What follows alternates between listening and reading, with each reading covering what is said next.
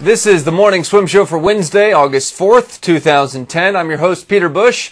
In the Finis Monitor today, we'll talk to Gemma Spofforth. The reigning world champ in the 100 backstroke is gearing up for next week's European Championships, and she joins us right now in the Finis Monitor from her home in Florida. Gemma, welcome back to the show. How you doing? I'm very well, thank you. How are you? I'm doing well, thanks. Just me, or is the hair color a little different? It's definitely different. Changes with the seasons. So you're going brunette for the European Championships? Yes, indeed. Trying to sneak up on people, maybe. Yep, something different.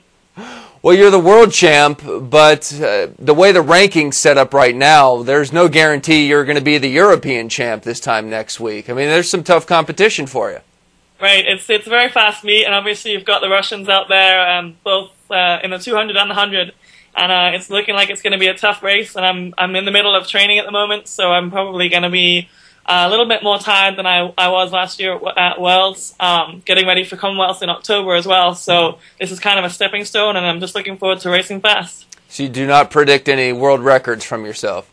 Not this week, I don't think, but, you never know what's going to happen. Okay, have you tapered at all, or just really swimming right through it? No, I have come down a little bit, but not anywhere near as much as I normally do for a big taper meet. So I'm still a little bit tired, and I think that's going to probably hinder my speed on the way out, but hopefully give me a little bit more coming back. We did a good set the other day of 50s, and I've got the endurance, but I haven't quite got the speed yet, so we'll just have to see how it goes. Tell me about the set. It was just 13 50s. We had 4 where I had to hold 34s, and I actually held 33s. 3 where you had to hold 33s, 2 32s, and 1 at 31. And every single one of them was a second faster than I was supposed to hold. So it's looking pretty fast at the moment. Wow. Did you get the blast one at the end and just go for time? That I did, but it was only a 30.8, so it wasn't quite as fast as perhaps I could have gone, but I was happy with the set. That's still pretty good stuff. Okay, so I take it then you're treating Commonwealth Games as the big meet of the year. Yes, definitely. That's the one we're aiming at right now, and I wasn't actually going to go to Europeans, but we decided to put it in there and give myself a little bit more actual racing in the summer. So Commonwealth Games, the 100 and the 200 back is what I'm aiming for this year, and with everything, it's looking like that should be pretty good. I've got a couple of days in England after Budapest just to sort some visa stuff out, and then coming back, so... Well, we saw this March, when you had an excellent NCAA championships, backstroke's your specialty, but you can swim some pretty good freestyle, sprint all the way up to the 200.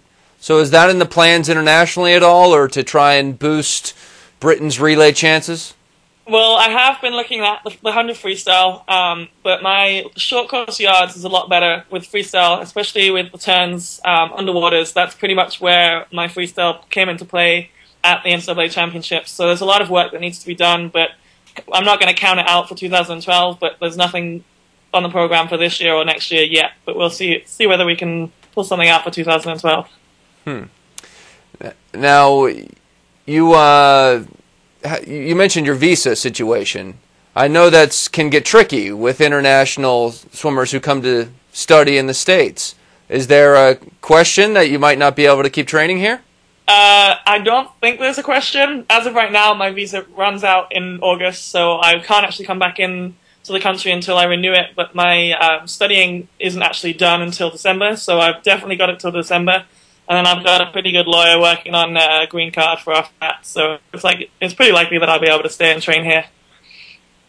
Yeah, I mean, I would think Greg Troy's got some friends down there in Florida, and they can make some calls. Yeah, it's not what you know, it's who you know. Hey, that's exactly right. Well, other than that, how you been feeling physically? Physically, right now, I think I'm on that kind of in the middle of training low where I'm a little bit tired. I've been sleeping quite a lot, and I'm still working at the crisis center and doing a lot of stuff with them on the phones and face-to-face. So there's a lot of stuff going on, which I think actually works to my advantage because I'm one of those people that needs to do a lot of things sort of on the side to keep my mind off swimming when I'm not at the pool. And so all that crisis center work is actually helping me out swimming-wise as well as a person as well. So what do you do at the crisis center? I answer phone calls on the crisis line, on the suicide hotline, and 2-on-1 after hours for special numbers for people. and just work people through, listen to them, let them talk through their troubles and their problems, and see if we can find a solution together.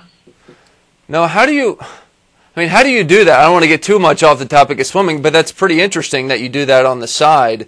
I mean, do you have to be trained to do that, or why are you personally good at that? I think I was always a listener. I've always sort of had that innate, like, I always want to listen to people, and especially when they're having problems.